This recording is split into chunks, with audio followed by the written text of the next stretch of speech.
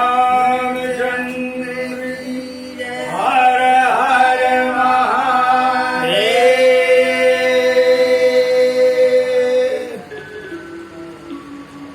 ब्रह्म स्वरूप हमारे दूर दराज से आए हुए पुरुष वर्ग के एवं हमारी शक्ति स्वरूपा माताएं, देवी स्वरूप हमारी जो बहनें बैठी हुई हैं, व्रत स्वरूप से पिताजी के समान हमारे बुजुर्ग जन,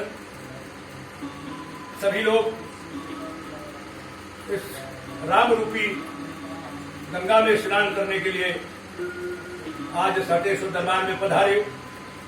हमारे दूर दूसरे देशों से, जिलों से आए हुए इस मंच से, व्यास गद्दी से सभी स्वजनों का, अतिथियों का, प्रेमियों का जय जय श्री सीताराम, जय जय श्री राम। आज विशेष इस पर्व पर,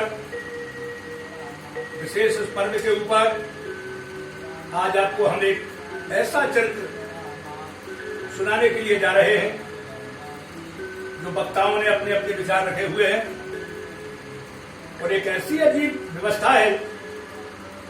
वाल्मीकि ने वाल्मीकि रामायण में एक ऐसा विषय लिखा, उस विषय को पढ़कर के मेरी आत्मा विभोर हो गई।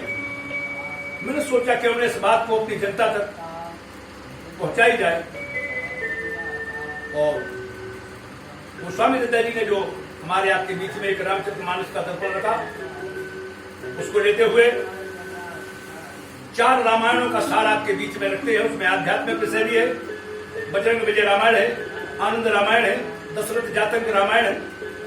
हमसे भी ज्यादा बुद्धिमान लोग हमारी सभा में बैठे हैं, वक्ता भी होंगे।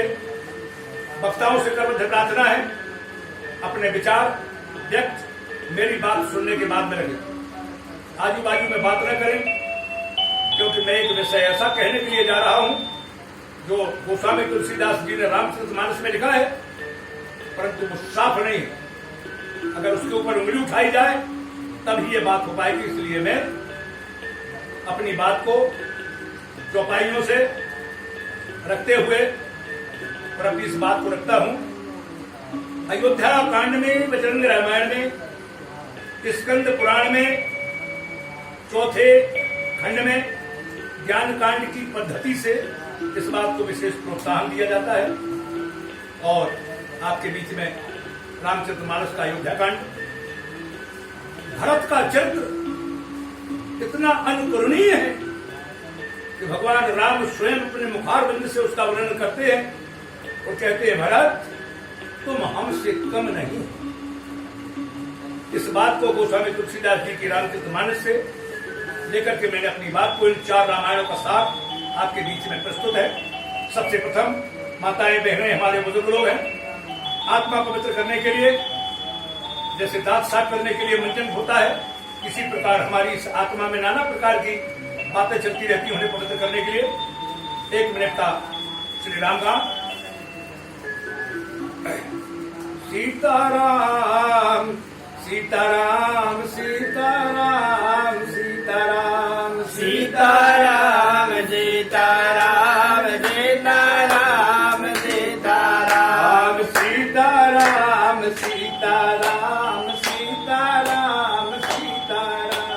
सीताराम सीताराम सीताराम सीताराम। जय जय जय हनुमान, जय हनुमान, जय जय जय हनुमान, जय जय जय हनुमान हनुमान, जय जय जय हनुमान हनुमान। सीताराम सीताराम सीताराम सीताराम सीताराम सीताराम सीताराम सीताराम। बोले हटेश्वर दरबार की जय, बोले हनुमान जी महाराज की जय। अज्ञान तिम्रारंध्रस्य ज्ञान अंजन शलाकया चक्षुर्मीलितमेन तस्मै श्री गुरुवे नमः। ना गुरुरथितं ना गुरुतत्त्वं ना गुरो साक्षात् परब्रह्म तस्मै श्री गुरुवे नमः। लाल देह लाली लस आरुधर लाल रघु वज्र देह नायम। जय जय जय कपि जय जय जय कपीसूर जय जय जय कपीसूर। बोले नीलाल महाराज की जय। हे अंजलिलाल, आइए सुभाषण पर बिराजिए। आपका प्रसाद जनता को थोड़ा सा वितरण करें। प्रिय बंधुओं, माताओं, बहनों, आज मैं एक ऐसा भरत चरित्र आपके बीच में प्रस्तुत करने जा रहा हूं। हो सकता है मेरे बुजुर्ग लोग हों, किसी वक्ता के मुखारबिंद से सुना हो। बजरंग विजय रामायण के अयोध्या कांड में आया है, भरत चरितो खगो एक अनुपा भाई सोत चारो कौशला भूपा भाई सोत चारो कौशला भूपा। तीन माही तो ही सुनावाहूँ एका, तीन माही तो ही सुनावाहूँ एका। कीन्हे भरतो रघुबर सन टेका, कीन्हे भरतो रघुबर सन टेका। भरत चरित्र चौपाई के माध्यम से ऐसा लग रहा है कि अनन्य भरत चरित्र है। काव्यभूषण जी गरुड़ जी से कह रहे हैं कि उन भरत चरित्रों में से मैं तुम्हें एक भरत चरित्र सुनाता हूँ। और वो भी कौन सा भरत चरित्र, जो दशरथ जी अयोध्यापुरी के राजा के भरत। एक ऐसा एक ऐसा सुंदर, एक ऐसा विचित्र, जिसके चित्र देखते लिखे से खड़े। मेरे प्रिय बंधुओं, भरत जी राम लक्ष्मण शत्रुघ्न चारों यज्ञ द्वारा, श्रृंगी ऋषि के खीर के द्वारा, आप लोगों को सबको मालूम, इनकी उत्पत्ति हुई। पालन पोषण त्याग इत्यादि होता है, साथ साथ खेलते हैं, सब कुछ होता है। परंतु जिस समय भरत जी अपने नाना जी के यहां पधारते हैं, उसी समय माता कैकेयी दशरथ जी से वरदान मांगती है। वो वरदान मांग करके अपने लड़का के लिए राज सिंहासन, भरत के लिए और राम के लिए वनवास मांगती है। राजा दशरथ जी असमंजस में हो जाते हैं। भगवान राम कैकेयी की बात मान करके और प्रस्थान करते हैं, वन का गमन हो जाता है। परंतु उस समय भरत जी की अनुपस्थिति थी। भरत जी आते हैं, गुरु जी संदेश भेजते हैं। भरत जी आते हैं, गुरु जी के सन्मुख होते हैं, माता से चर्चा होती है, माता की बात को ठुकराते हैं। वो भरत अपने आप को इतने बात की मतलब इतने दोषी मानते हैं कि भरत जी को अपने शरीर से भी गड़बड़ा हो गया। भरत जी को ऐसा लगा कि जितनी देर मेरे से हंसा के अंदर ये शरीर रहेगा, मैं उतना ही ज्यादा दूषित हो जाऊंगा।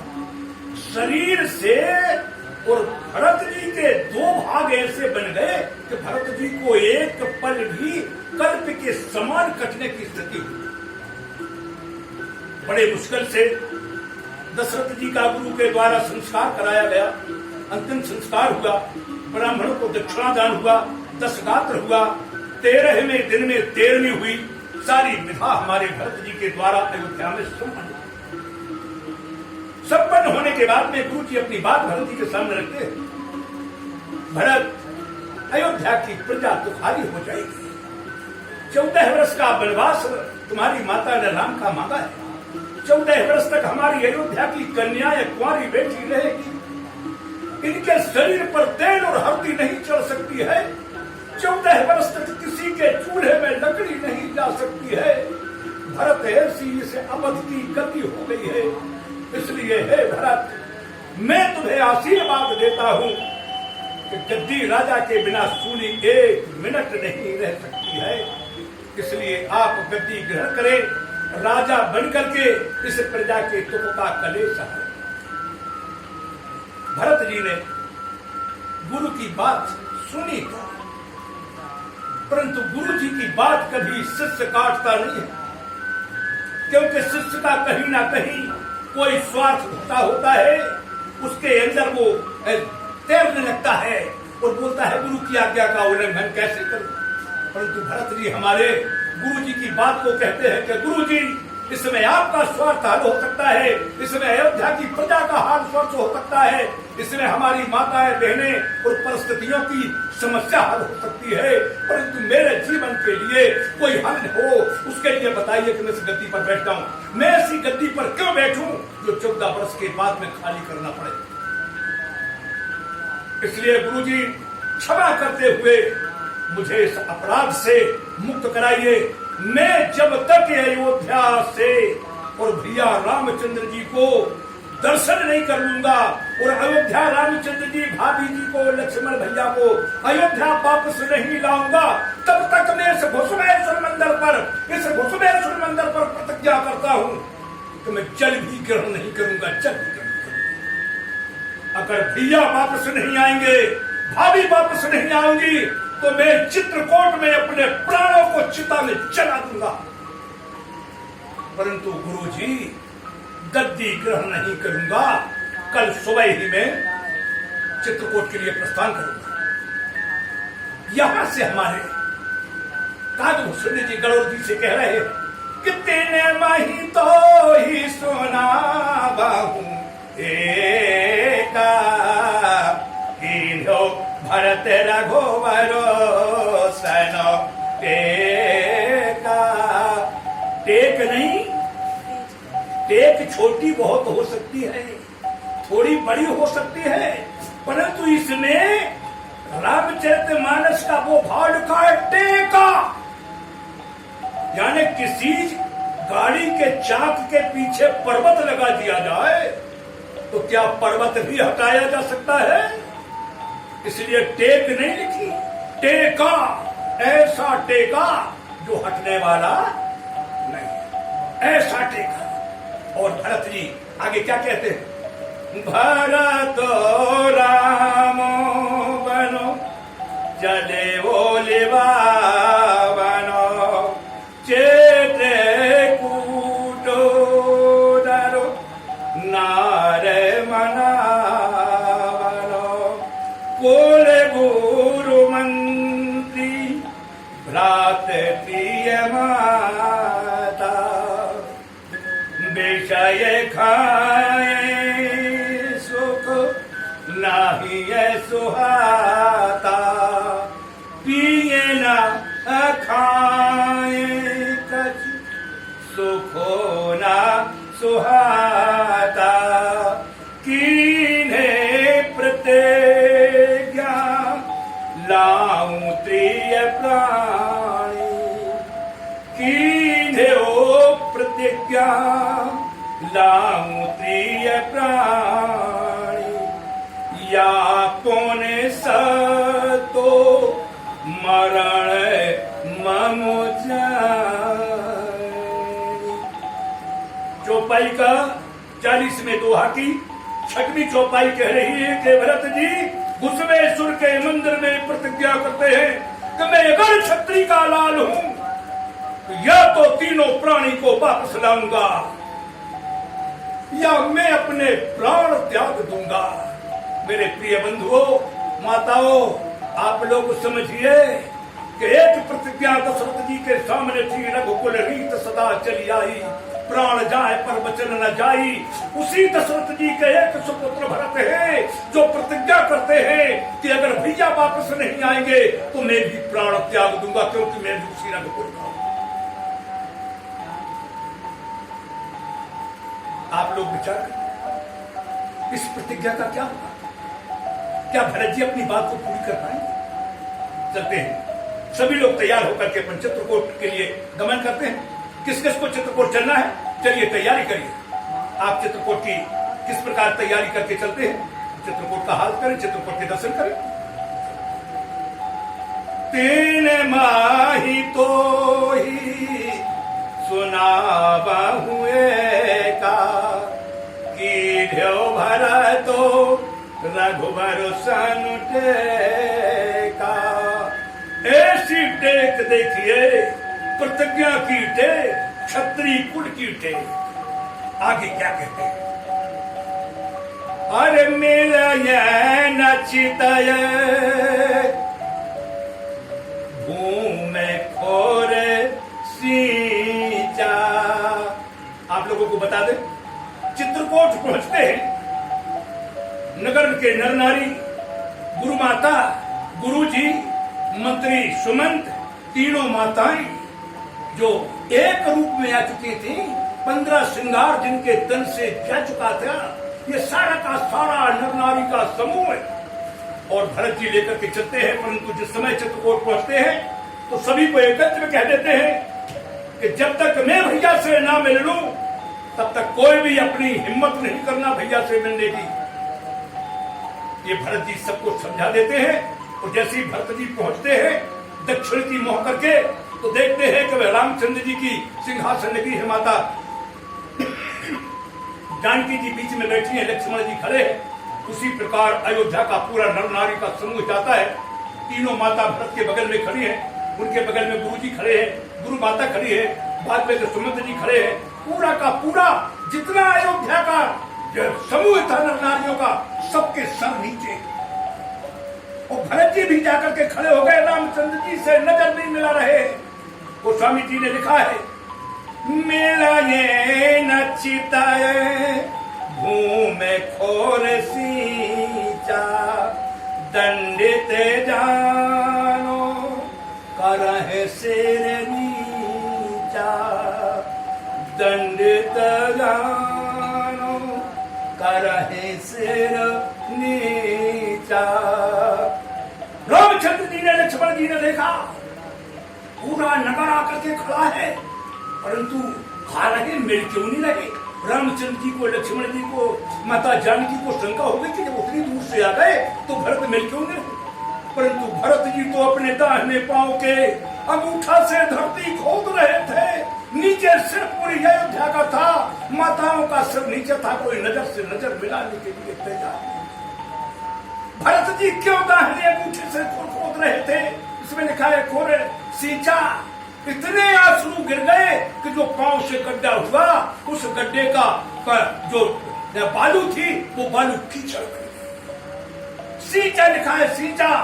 दंडित जाने करहि सिर नीचा। हम भैया राम से क्या उत्तर देंगे? भैया राम कहेंगे तुम्हारी माता ने ऐसा कहा है, तुम्हें क्या उत्तर दूंगा? दंड तो मेरी माता ने किया है, परंतु भैया से मैं क्या मोह लेकर के, इस भाव को भरत जी लेकर के और अपना सिर नीचा करते हैं। वहां उत्सुक भगवान राम सोच रहे कि भरत हमसे मिल क्यों नहीं रहा है?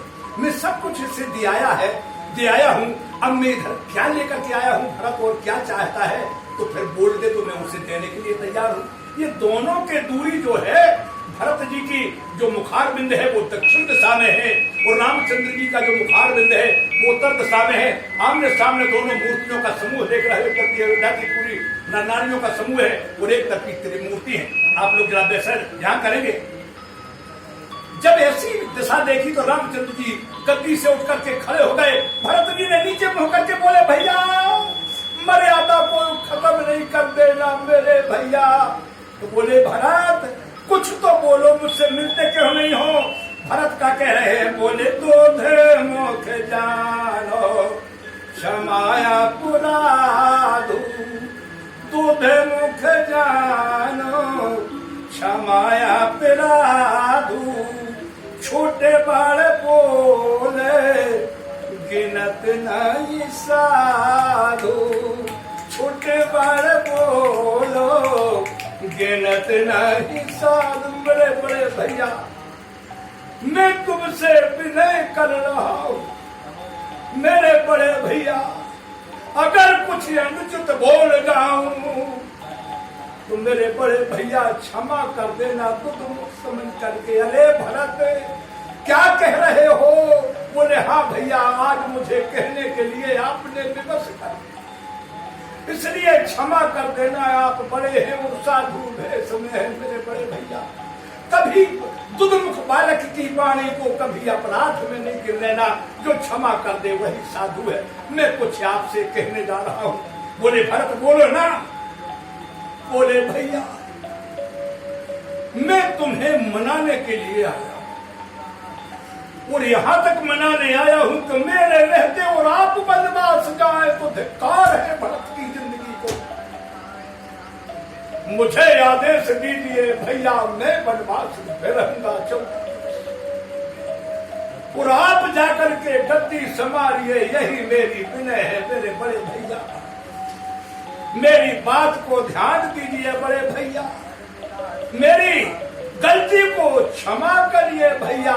आप अयोध्या चले जाइए, मैं आपकी बात को। अरे भरत तुम पागल हो, तुम्हारे माता ने हमारे पिताजी अपने पिताजी से जो वरदान मांगा है उस वरदान में तुम्हारा वनवास नहीं है। उनने मेरे लिए वनवास मांगा है पगले, इसलिए ऐसे कैसे हो सकता है?